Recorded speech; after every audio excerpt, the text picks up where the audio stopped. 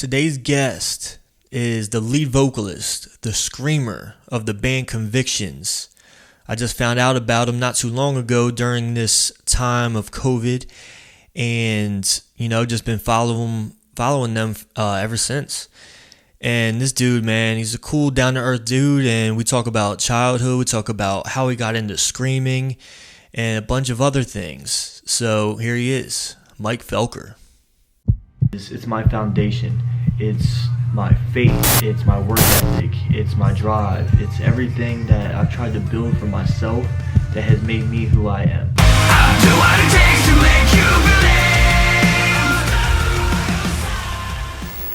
believe. Okay, so you have a job on the side of making music?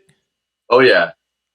Especially with the pandemic, we've been all like in the band. We've all been working like double time.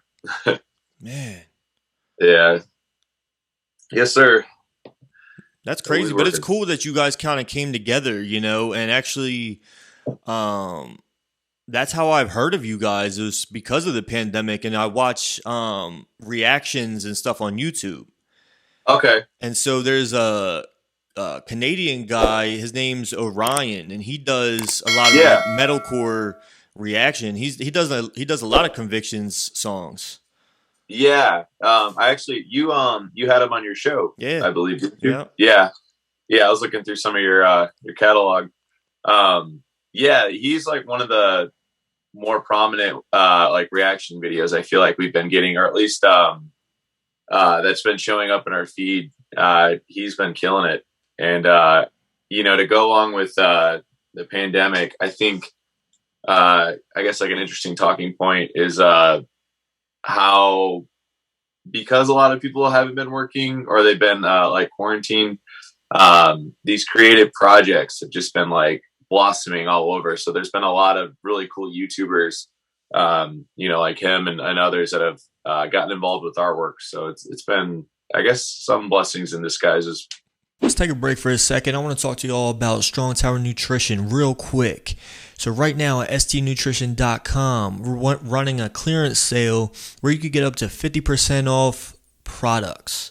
We're trying to clean house and just restart and restock and get things out. And remember, if you spend over $25, you get free shipping. And go to stnutrition.com and check it out. I think the song was The Price of Grace. Is that the first one I've ever heard from you guys? Okay. And dude, it brought me to tears because it made me think of like if that was my brother, you know what I mean? Because me and my brother are like best friends. Same.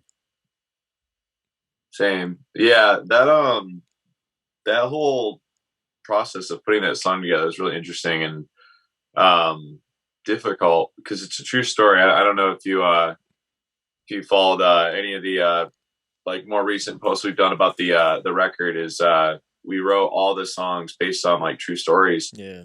And that song was written about a buddy of ours, CJ and Travis, and it's we interviewed CJ directly on how he handled grief throughout losing his brother. Well, his best friend, brother, same thing, really. Mm-hmm. And that was probably one of the strongest reactions we've ever had off a song. Really, like it really took us by surprise. Yeah. So, what were your emotions, kind of like going through that? Because, like, it's like, you're writing a song about someone else's life and how they felt. You know what I mean? So like you want to make sure you do it justice. So how do you feel like putting your emotions and trying to make sure that you do those emotions justice? Yeah, that's a good question. So originally when we were putting this together, this record, it started with this song called Hurricane. And this was my like first, I want to say it was like my first time writing a song that wasn't from my own perspective. Because at like this point in our band's history, like I felt like I just about written about it, everything I could about my, like without it being forced or maybe uninspired. So I began writing about like other people. And so we started with Hurricane, and then, learning how to like conduct a proper interview and to try and pull out like real and raw emotions that you can build off of, I think was a big learning curve.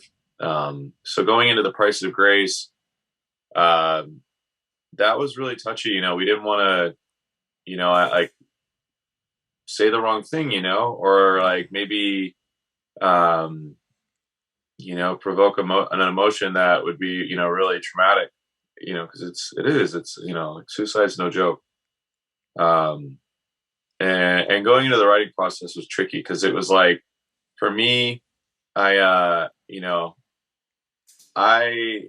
a busy guy, but like when it comes to writing, it's like if I have a free moment, it's like let's just get it done. Like I'm just like I like to be like kind of like a workhorse, and with writing a song like that, it was challenging because I wanted just to like hammer it all out. Like if I had a weekend off work or something, and that's not something you can really do with something like that. You got to really pay attention to, the emotions and the content. And with writing, like, like something like this, like I just knew it needed more time and I didn't want to force it.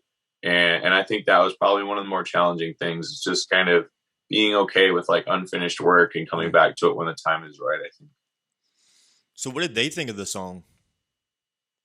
The bandmates, the guy, CJ. It was challenging. I don't want to keep going back to like the same phrasing, but it's not something to be like, yo, dude, check this out, bro. Like, right, yeah. And I didn't really know how to communicate that to him. I think we had the song like mastered and back in our hands by like Christmas of last year, and I was like, maybe I should give it to him now. But then I was like, no, like that's not really. Yeah, I don't know. Like it's a good thing. It's a cathartic and like therapeutic thing. Yeah. And that was the big takeaway with CJ. He was like, this really helped me, kind of let go and work through some of, these difficult emotions. But in his words, he said, it's not something he's just going to put on every day. Oh yeah, of course. So it's interesting, but I actually recently got in touch with him and we talked for a bit, and it was really great, like just hearing how we were able to work with each other and kind of play off of lyrics and stories, like good memories, playing off of that, and just kind of appreciating the friendship and getting to know Travis, while he was here. Like I only knew him for a short period, but hearing CJ's, backstories and memories was really great. And the whole experience is like really a big growing process, I think, for all of us involved. And it's cool to come together and write a song too, because like you always have a process that you guys remember, you know what I mean? Especially writing like a good song that becomes something. Yeah. Like I saw the YouTube video when you talked to that veteran. Okay, yeah. Because you wrote that song. Like each song has a specific experience, and I think that's one of the coolest things to take away from, and how it helps other people. Other people have been in the same situations, and they hear that song and they can really relate to it, and it draws them to you. You know what I mean? Yeah, it's really special. I mean, music is such a powerful tool, or thing, and to have the opportunity to hopefully help somebody is like incredible, and it gives a whole new purpose of why we love playing music.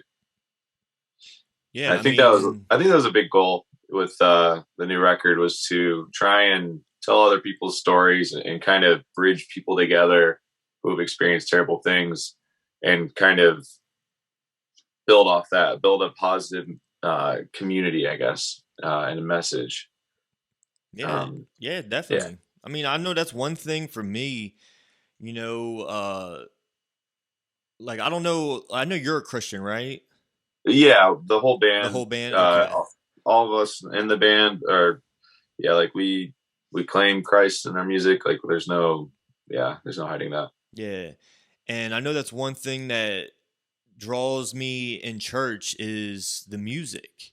Because yeah, the message is nice and everything like that, but nothing hits me harder than the music. You know, when I was in youth group, when we would go to camp and stuff like that, and the music would just hit me in my heart and just grab me harder and tighter than anything else would.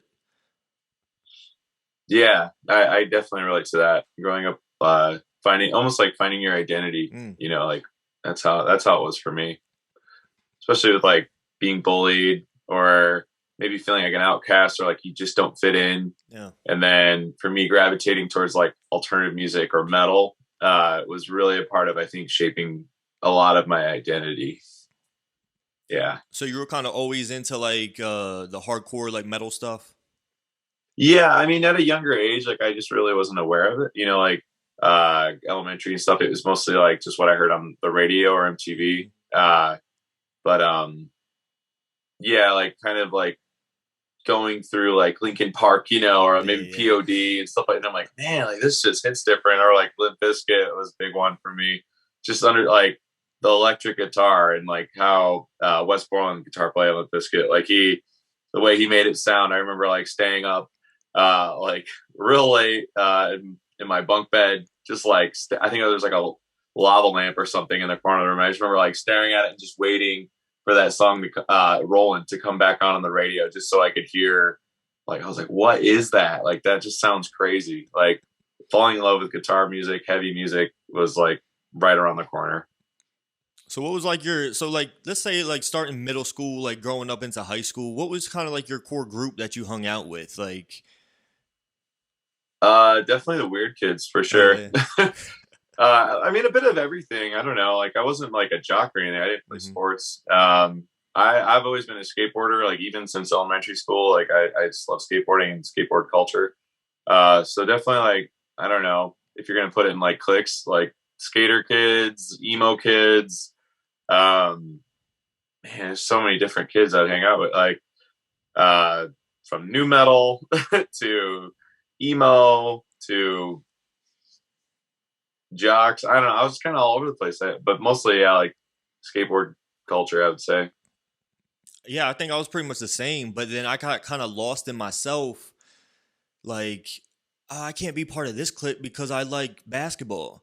Like, I can't be with my skate friends because I want to go play basketball. So I got to hang out with the basketball friends. Mm-hmm. You know what I mean? So I was kind of like, I kind of lost myself. And, you know, I always wanted to be different. Even with my skate friends, they all skateboarded. I picked up inline skating. Okay. So I got real big into that. And then we all kind of transitioned to music. And I was like, I don't play an instrument. Yeah. You know what I mean? And then so, like yourself, I started screaming. Like, that's all I knew how to do. I don't even know how I figured out how to do it. But I remember my dad coming up to youth group one time, and we were just messing around playing and jamming, and he heard me screaming. He just like, his eyes got all big and he just turned around and walked away. So how did you kind of get into like the screaming portion of things? Yeah, so like you, I couldn't play anything. I remember like really early on, I would be bullied by these like older skate guys, these older skaters, and man, some of these guys were really mean, but like in a weird way, like I looked up to them, almost like an older brother, maybe, you know, like that kind of like, I don't know, just that like macho, I don't know, but I would hang out with those guys, and man, they would bully me, like sometimes beat me up, mess with my food, like, but I was always skating with them because I had no other skate friends. And I remember one of them, he was, it's so funny to think, like, he was like maybe 15, and in my mind, this dude's like 36. Like, when I was a kid, like, he just seemed so old and like experienced and stuff. But he, I remember he was just like, yeah, I'm going to start a band. Like, you know, I play drums. He's like, Tom, he's like pointing to like, our friends, and he was like, yeah, like, Tom, you play guitar, Sean, you can play bass, And then he was like looking around for a singer, and I was like one of the last people in the room, and he just like points at me. He's like, Mike, you'll be the lead singer. Like, you just got the look. I don't know. And for him to like look at me like that, like, because I felt like dirt. Like, I was just like, I was always down on myself as a kid. Yeah. And somebody that bullied me somehow like maybe envied me in a way. Cause like, trust me, like these dudes like were pretty good at skating, but I was like light years ahead of them. Like, I don't even care if that sounds like makes me sound terrible. But like, I was so good at skating, and like I felt like they hated me for that. So maybe that was why they're bullying me. But like, for him to like look at me and be like, yeah, like you're actually pretty awesome. Like, you'd be a cool singer or something. Kind of maybe he was one of the early seeds. But I think I was like, I must have been like years down the road, like hanging out with my brother a lot, and he was always spending the night, and we would like goof off a lot, and we were freestyle rapping of all things. And it was like this goofy Super Mario Brothers beat, and I couldn't keep up. And like, I found the rhythm finally. And then when I did, I like yelled, and it was like really loud. It was like it just like echoed in the room. And I was like, oh my gosh. Like, I was like, whoa, like that was really loud. Like, and then he looked at me funny, and I was like, what was that? And then I was like, oh my gosh, like I can yell really loud. And him and I were listening to Slipknot a lot at that time. Oh, yeah, so like, same. I was already like kind of on my way with metal, and he was like obsessed with Slipknot. So and he played drums. So it was just kind of, and my brother played guitar. So it was just like this whole, like the wheels started turning, and I was like, I think I might be able to do this. And like, I want to do this. Like, I've kind of always had this idea. So kind of ran from there. It's so crazy to think about like the stuff we had to go through to get to where we are now. Oh yeah. You know what I mean? Ongoing. Oh my gosh, man.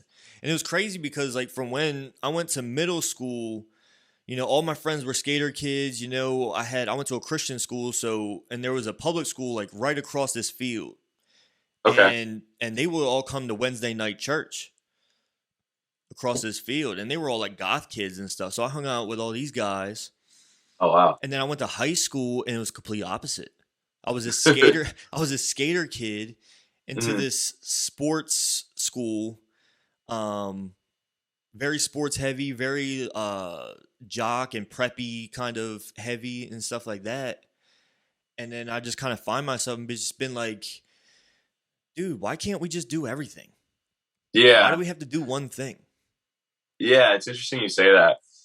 You're kind of like in all these groups. Like, I feel like I was a lot like that. Like, kind of like this weird glue between like popular kids, like, and then like maybe kids that were bullied, but like they liked really cool music, and they're in my metals class, or like, it was just like all these different people. And I was just kind of like, I knew a little bit of everybody. Like, maybe not the most charismatic person, but definitely not like a quiet sit in the corner person. So yeah, I can definitely relate to that. It's funny that you mentioned you went to a Christian school and you had a public across the street, because I grew up in a non-Christian home, and I lived in a house that was across the street from actually a Catholic school. And I had some friends that went there, and I was always asking my parents, like, what's going on over there? Yeah. Like, what is that? Like, and I was really interested in it. And I think a few times I was like, can we go? Like, I think it would be cool. Like, it seems like this would be a good thing. And my parents were just like, oh, like, no, like, or like, you don't want that. So maybe like not being able to go made me want to like learn about Jesus and like pursue that. And I think that kind of helped, I don't know, make me rebel against non-Christian, right. Like, which is so backwards. Yeah, you rebelled backwards, right? Yeah. That's funny that you mentioned that, though. Yeah. It's like opposite ends of the train tracks or something. So, talk a little more about that. Is like, what kind of brought you to the whole Christian faith in the first place? So as I mentioned, I didn't really grow up in a Christian home. My parents are lovely, great people. I'm very close to my family. But it wasn't until my like earlier teen years, my parents, they had split, and my dad had started taking us to this church called Cedar Creek, and I must have been between like 13 to 15 where I was going with them, and I didn't really understand it, and I was kind of making a joke of it. But I love the music. They actually played really. They do like Linkin Park and like Evanescence covers at this church. Like Oh wow. they're pretty hardcore. But I was like, man, like this is so like this seems corny, but this is sweet. Like it's like a big production. There's like they're playing really cool music. Everybody there seems really nice, and like I was like always like into the idea, but I didn't really understand it.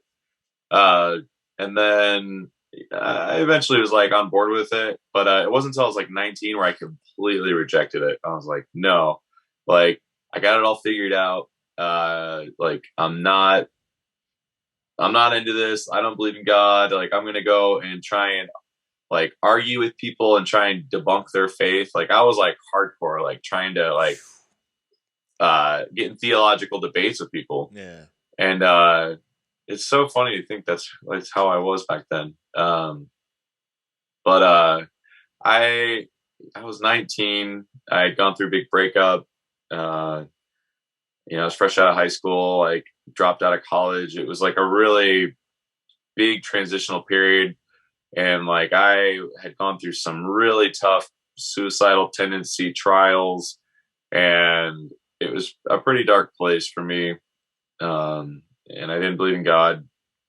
And it was like kind of at that crossroads where it was like, I don't think, medication, therapists, like none of this stuff's really going to help. And I kind of came to the idea of, approaching God as like a last resort, like whatever, I don't believe in this. So like, what's the worst that could happen? And so, yeah, I would say like within that year, I ended up like accepting, Jesus, and, quickly, like things really picked up for me. It was really great. Like, I think God was just kind of saying like, if you follow me, like I'll show you great things. And a lot of my like heart was with music, and Convictions was like right on the phone like a few years later. It was pretty cool. Like not maybe even like I must have been like 22 or so, like I think when I got the call. So yeah, it was like a 2-year period. So did the band go through the whole like, oh, we're Christians, but we're not a Christian band, or because that's what kind of like NF does. Okay. Or Lecrae, like they're the rappers, but they're Christian, but their music, they don't call themselves a Christian rapper. They're just rappers. You know what I'm saying? I didn't know that. I know who NF is. I knew he was Christian, but I didn't know like that's how he labeled himself. Yeah. As far as Convictions, no, like we're pretty upfront with it. Like, yeah, we're a Christian band. I feel like if we're gonna say we're Christians and we're making Christian music, like people will find out and they'll know. And like if they're gonna come to that conclusion, you might as well be upfront with it. And I think being Christian isn't really something to kind of like, like it's just kind of like in the background. Like no, like you're like run with it, Yeah, it's just because you see the Christian bands of the past when it was like a real big thing. Mm-hmm. I mean, like Under Oath, you saw what happened with them. A lot of guys like turned from their faith and stuff. Devil Wears Prada, and stuff like that. But my most favorite band was For Today, and which is why I love your cover. You know what I mean? Yeah. Yeah, dude. And like when I saw them in person, because I usually see shows in Philly because Delaware doesn't really have anywhere. Yeah. So we go to Philly a lot, and we saw them. Me and my brother saw them live, and dude, it was just a whole like another experience. Is that something that you guys do? Do you preach kind of at all, or? I don't know if preach is the right word. Okay. No, but we always take a second out of our show, no matter what. Like it's at least 3 minutes or so, like almost like one whole song, I would say. Like in our set, just to kind of drop everything and I'll just talk one on one with the audience. Like a lot of times I won't even use the mic. Just try and be as personal and transparent.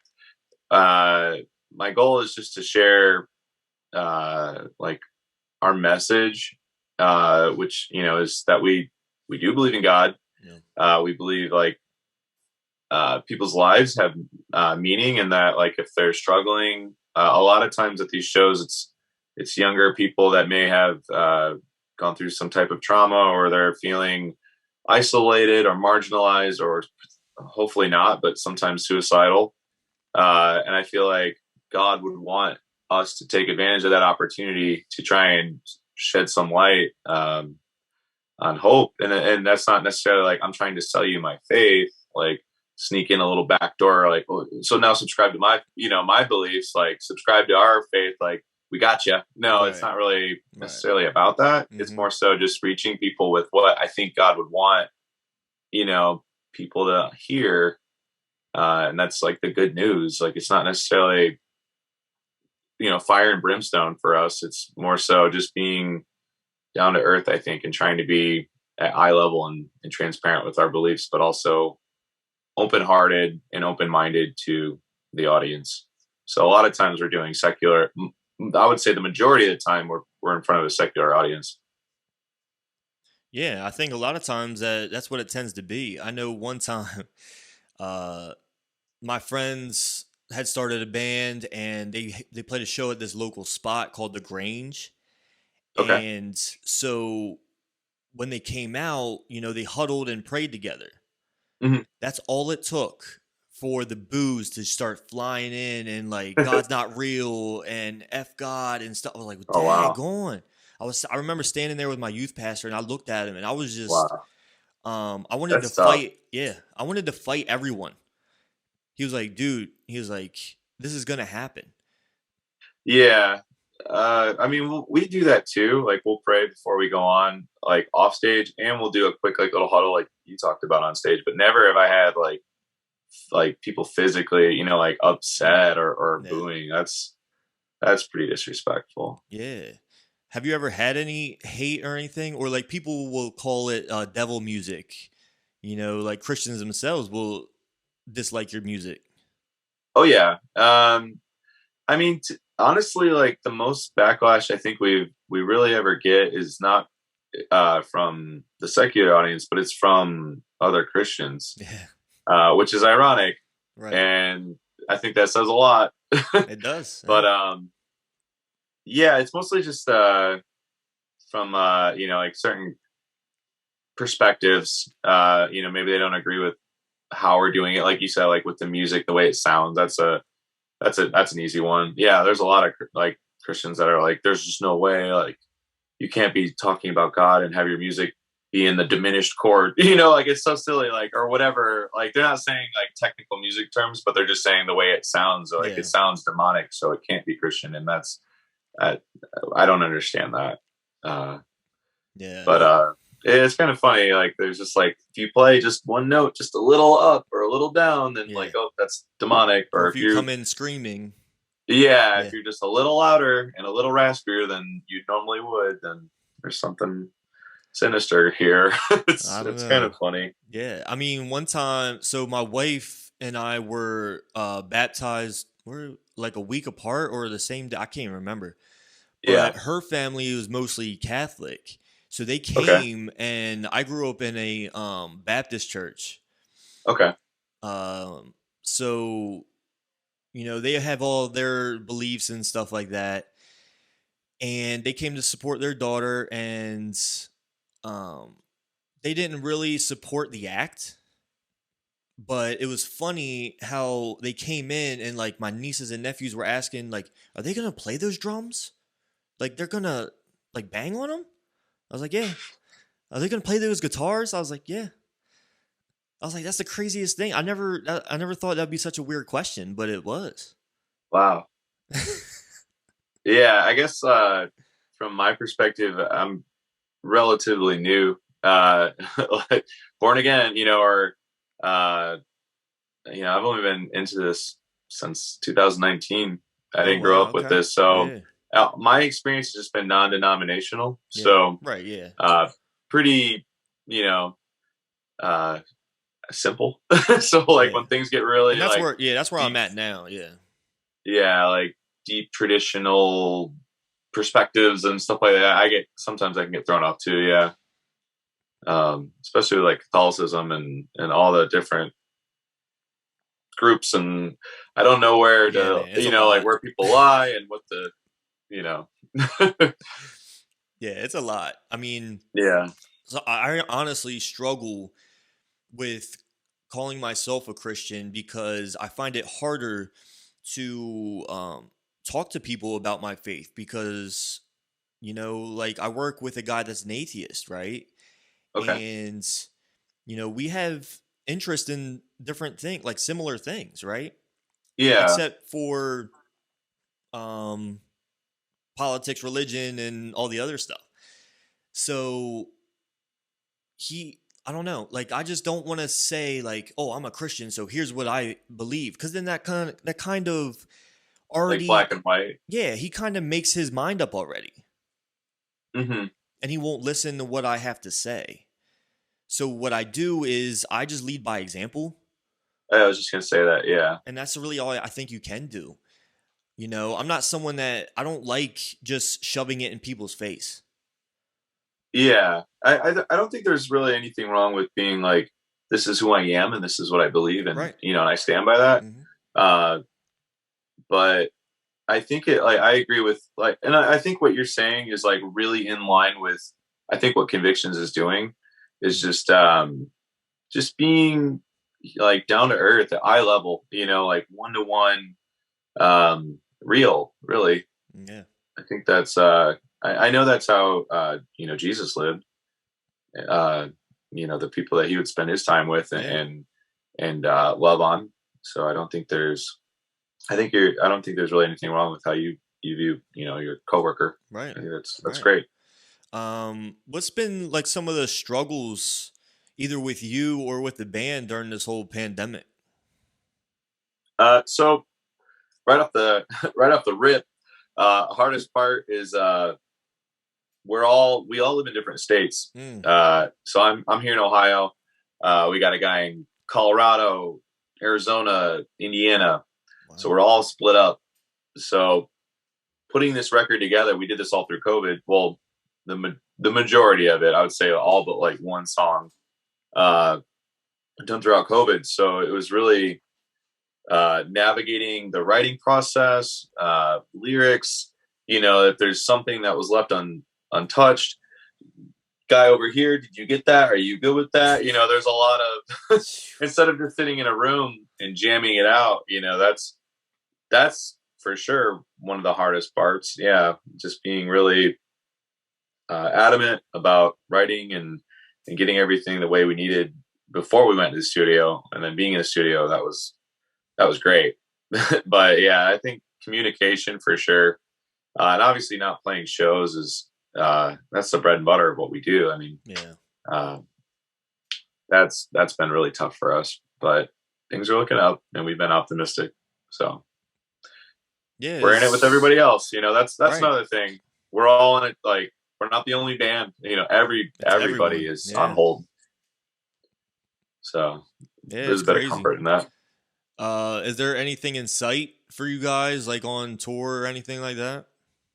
Yeah, there's definitely things in the works. I can't really say anything Right, because that's there's fine. nothing confirmed and worked out. But for us, I want to say late August, maybe at least fall area.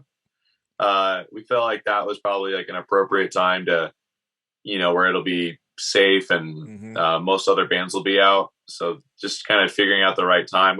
I personally I really wanted to go in the summer, but it's just so spread out. There's like, originally it was Florida and then Texas.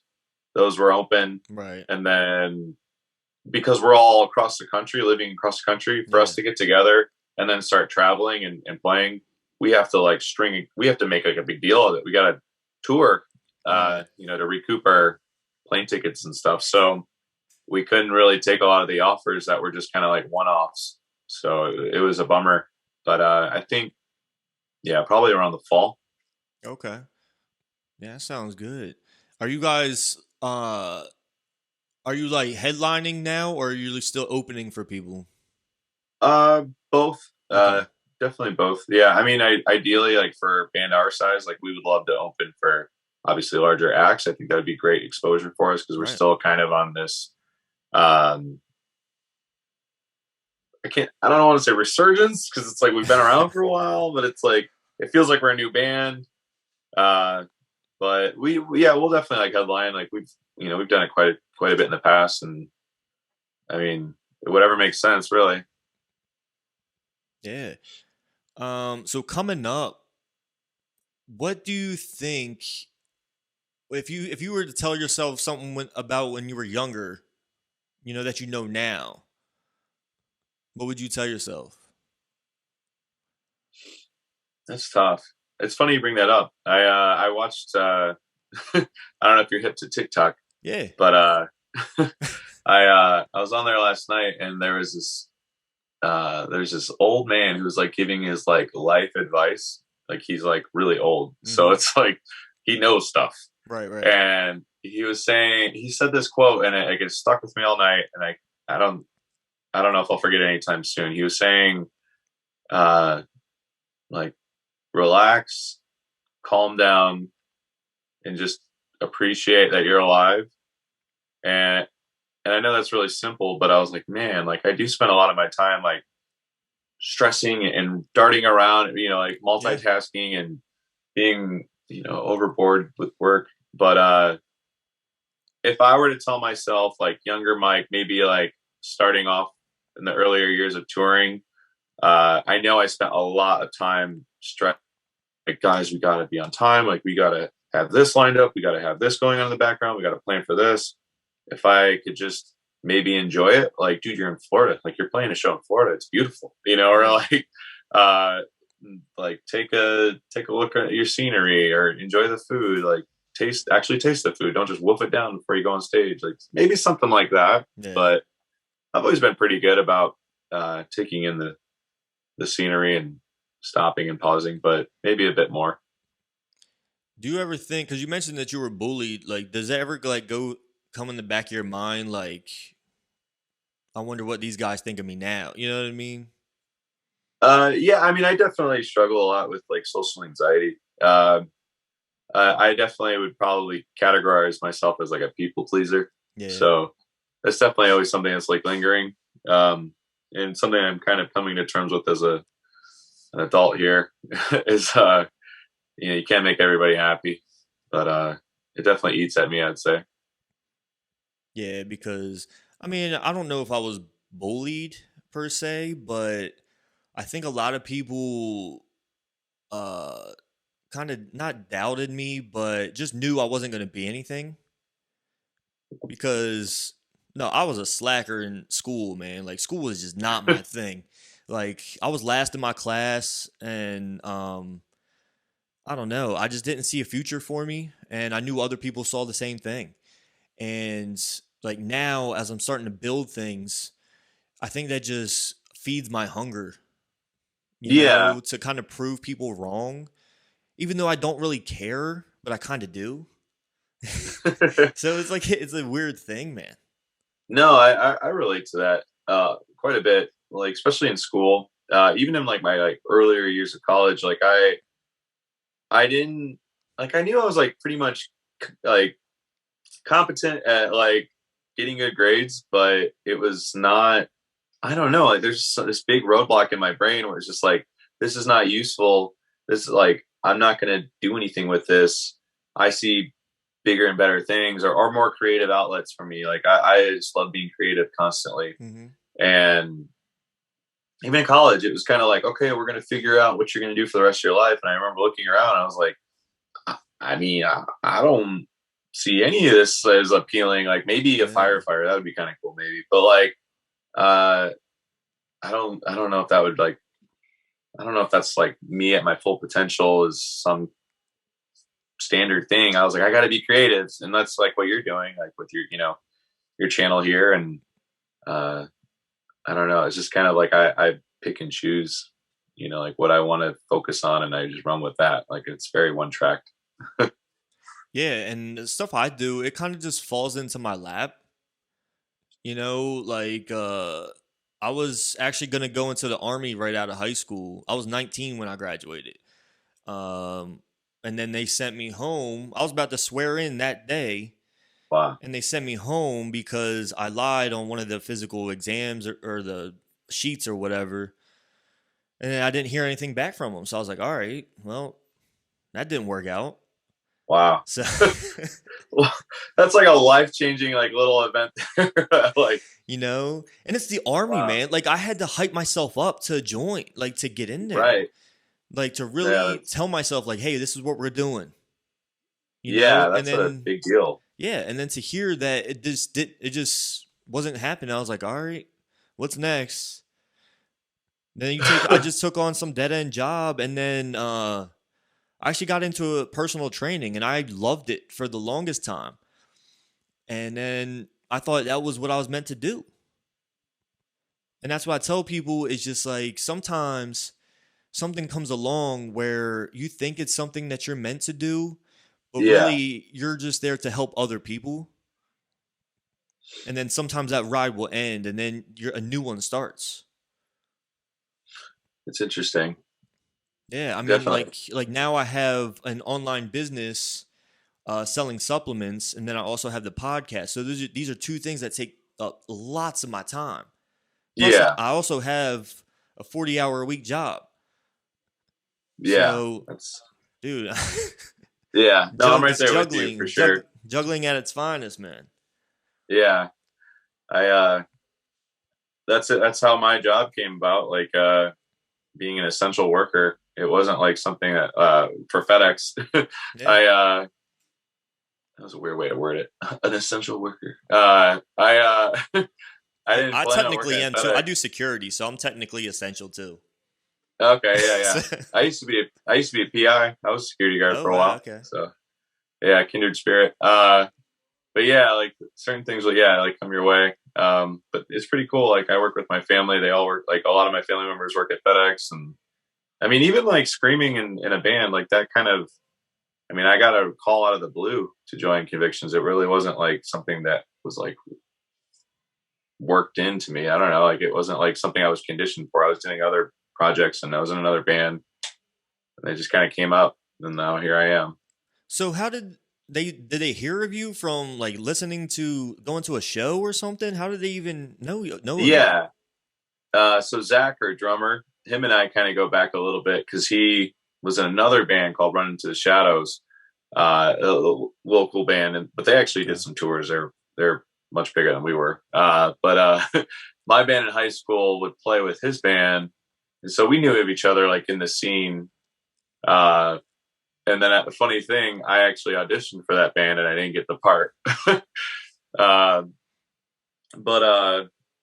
yeah, we were playing a lot of shows together. And then my last band, we like did this music video, and we were pretty popular in the local area here.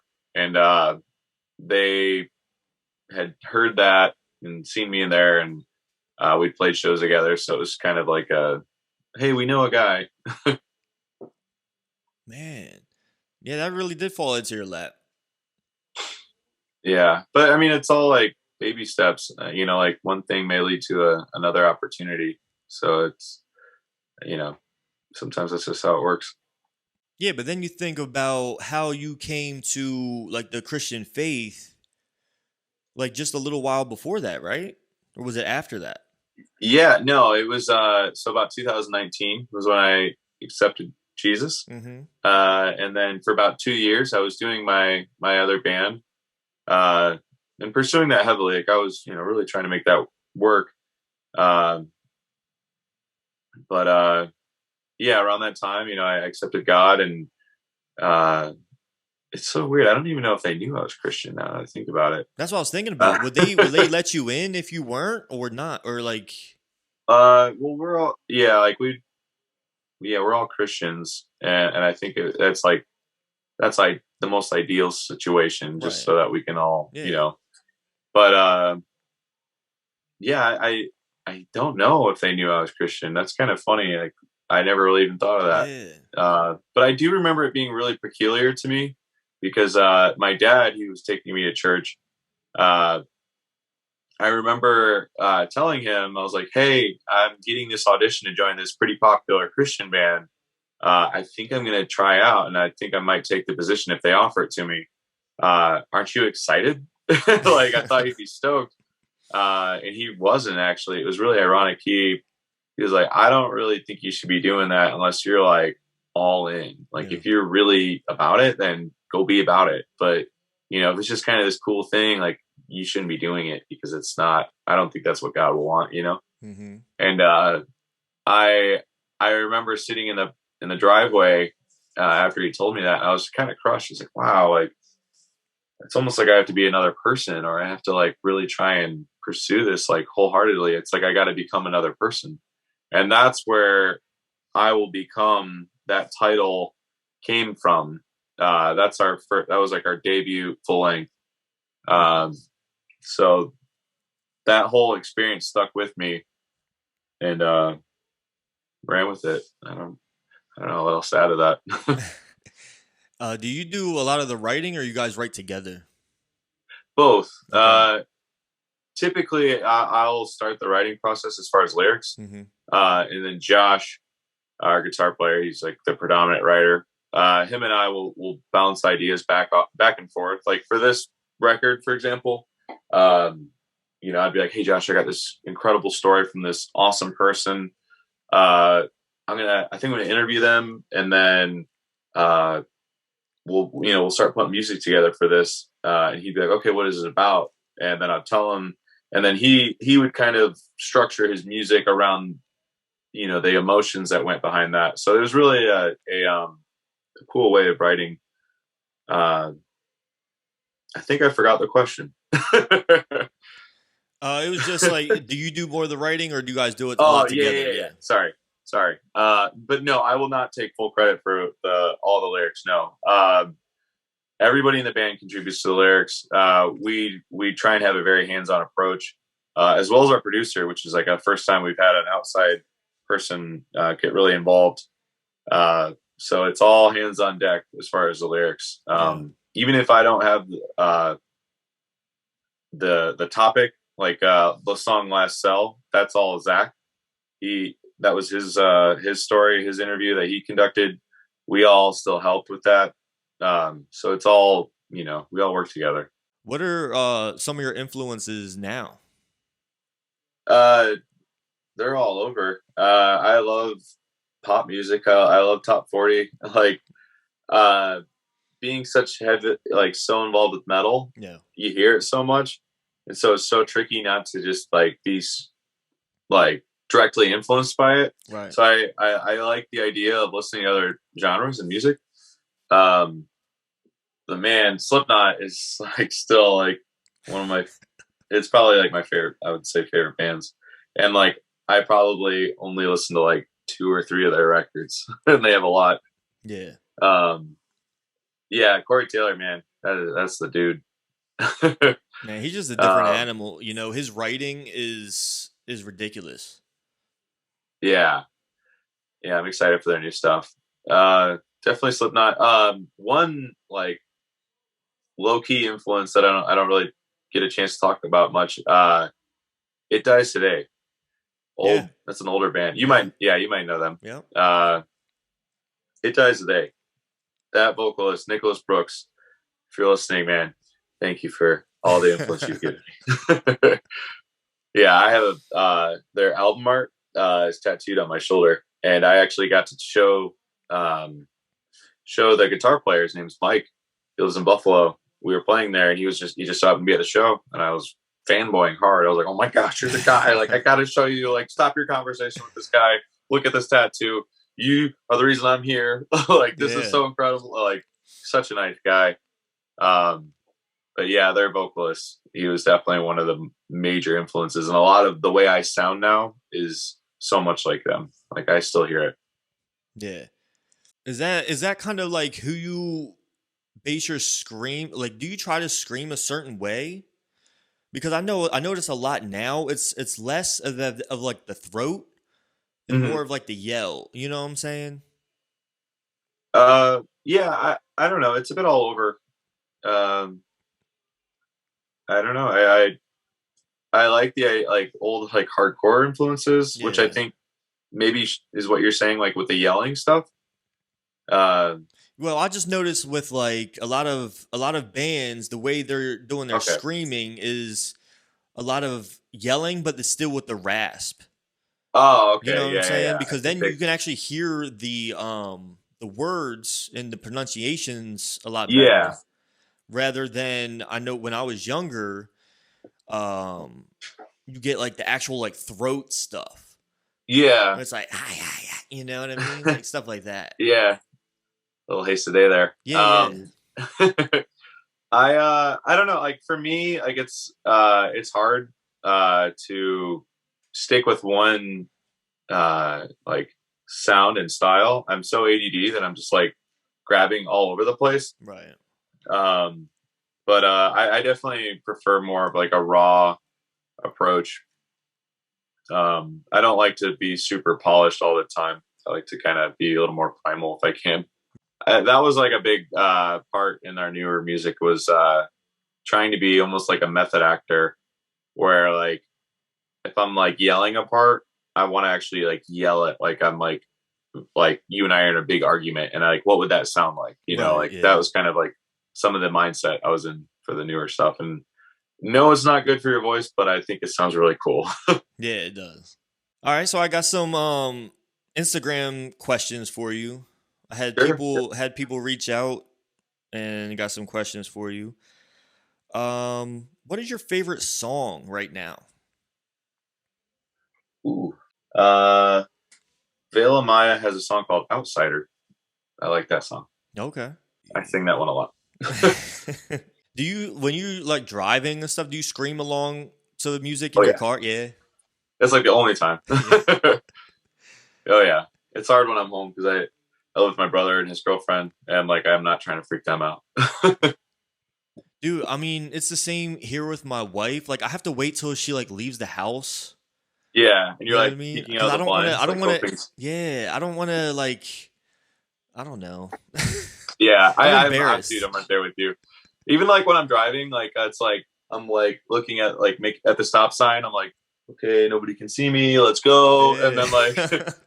it's so funny though because like I play shows like all the like it's like why would this bother me? But it's like I'm training. Like they can't see me train or Right. something. I Yeah. Yeah. don't know. Practice in silence. Yeah. Your favorite tattoo? How many tattoos do you have? Uh, quite a few. I mean, some of them are much like I have I'm working on a full sleeve. I have my chest, it still needs to be finished. My whole ribs. So it's like hard to put a number on that. Yeah. Yeah. This is one. This is Yeah. like uh my favorite is probably the sleeve I'm working on right now. It's like all Japanese influenced. I got that to commemorate when we toured in Japan. That was like a big landmark for me. Okay. Awesome. Yeah, I think my next one, because I only have two right now. I have a cross on my back and it says truth. Mhm. And then I have a dagger going through a rose on my ribs. And it's Oh, like that's cool. dripping blood. Painful. Yeah, a little bit, yeah. What did you grow up listening to and is it different now? uh, it's tough to call.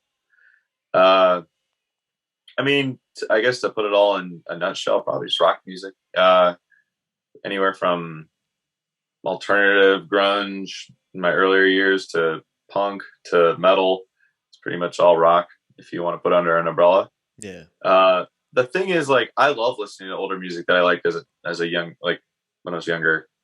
Lately I've been listening to like Blindside, Yeah. and that was like one of my gateway bands when I was like seventh grade. And I'm like, man, this still really hits. Or like It old does. POD or old Limp Bizkit for me. Like I love that. Or Slipknot. Like it's like nostalgic. And even if it feels like a guilty pleasure, it's like this is still awesome, and I know I appreciate it for what it is. So yeah, I don't know. new Yeah, metal. exactly. I went through a little bit of that like just last week. I was listening to like Hawthorne Heights and AFI, Nice. Blindside, stuff like that. Yeah. It's all good.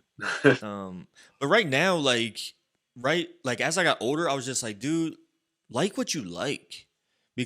because I like everything from like my dad's a big bluegrass guy, so I Okay. grew up listening to bluegrass and I hated it. But then as I got older, I started to love it. So I love bluegrass and hearing like a mandolin and stuff like that, and Man. um, like I can go from the heaviest probably possible band you can think of, even Yeah. when I'm working out, to Whitney Houston. That's my girl. You know what I'm saying? Right. Like, Yeah. you No, I'm know, right there with you. Like Justin Bieber one song, oh yeah, Slipknot the next. Like oh it yeah, just man. whatever goes. Do you have a role model? If so, who is it? Oh man. Um yeah, no Jake Lurs, man. That dude is awesome. Oh yeah, dude. Yeah, I love what he's doing with Heart Support. Love his band. He's like, And his gym. yeah. No, he's definitely a role model for sure. Yeah. I actually think he's probably because I think he did when he was doing reactions for a little bit. Mhm. At the beginning of COVID, and I think he did. I think he did the Price of Gray song. If he did, you better send a link because I didn't get that. That sounds awesome. Or some, I don't know, maybe it been something else. I don't know. I remember he was crying to it, so I can't remember what it was. Oh, man, I have But to hear that. I see that. That would trip me out. I know that he's heard us because we work with Heart Support a little bit, okay, and we've emailed a little bit back and forth, and he had reached out to us, and it was pretty awesome. I was really taken back by that. He listened to us. It was really nice of him. and what's been your highest of highs and your lowest of lows? Man, highest of highs would definitely be some of our overseas touring, like selling out Russia, Budapest, sold out, Romania sold out. Like some of these like sold out overseas shows where we wouldn't expect to do well in. Those are definitely some of the highest of highs. Like it's incredible. Lowest of lows, maybe getting our van and trailer stolen when we were playing a festival in Texas. It was like that's like highest of high, lowest of lows, because it's like we did this incredible festival in front of all these people, and it was really a big moment for us. And then 24 hours later, we're stranded in a hotel and everything's taken from us. That was tough. That's crazy, man. What kind of advice do you have for someone like maybe in a band, or what to do with that? It's a good question. Big thing is the big thing I would say is asking yourself why you're playing music, or what you want to accomplish, and I guess like what you're willing to sacrifice for that. Those are like the three big ones I would say. Like you got to dig a little bit deeper below the surface, I think, with some of these questions. Like some of those three, like why you're playing music, like, oh, because it's cool, and it's like right, like you're probably just gonna and that you might play music for a little bit and it's like, okay, whatever, and that's fine, like that's great, like, hey, do your thing. Or if you're really trying to like do something, like change something, or contribute something, those are probably my three biggest questions that I would like say is like advice in a weird way. Yeah, because I think Soul searching. I don't know how many people start bands nowadays, because someone told me the other day, because back when we were younger, it was like everyone was in a band. Yeah. Oh yeah, MySpace. But now, yeah, but now everyone's got a podcast. So like podcasting seems like the new band thing. It's funny you say that. I was on another podcast and someone said, I think a couple people said like the exact same thing. Yeah, two other people I've talked to, they're like, everybody's got podcasts. I'm like, really? Like, I didn't. It doesn't really. Maybe because I'm like lumped into the general public, Right. and Right. you're in the podcast scene. If that's a Yeah. thing. Well, are you like a big podcast listener? Do you listen to a bunch of podcasts at all? When I can, Yeah. it's really tough for me because like I'm very busy. I can't have music or anything at work. There's just like there's like a strict no cell phone thing there. Mhm. And then when I'm home here, like when I'm not working, it's just like all convictions business. So it's really tough. But I love true crime podcasts. I love like morbid facts and like really like out there stuff like conspiracies. Those are always fun. Those are some of my big ones. Oh, another one that I really like is it's called Disgraceland. Have you heard of that? No, I haven't heard of that one. It's a really big one. That's one of that one's like VH1's Behind the Music, but if that was like a podcast with like a lot more dirt. Right. Yeah, the dark side for sure. Yeah, because I listen to like all comedy. Okay. You know what I mean? Because I think that's like the most laughter I get throughout my day because I'm so serious and like, you know, trying to make sure I do certain things throughout the day. Yeah. That, you know, this just gives me like a laugh. You know what I mean? Sometimes I'll listen to the politics. Sometimes I'll listen to like Rogan. But other than that, that's about it. But yeah, I mean, a lot of people. It's funny how a lot of people don't realize how big podcasting is because they don't really listen to podcasts at all. Yeah, you know what I mean.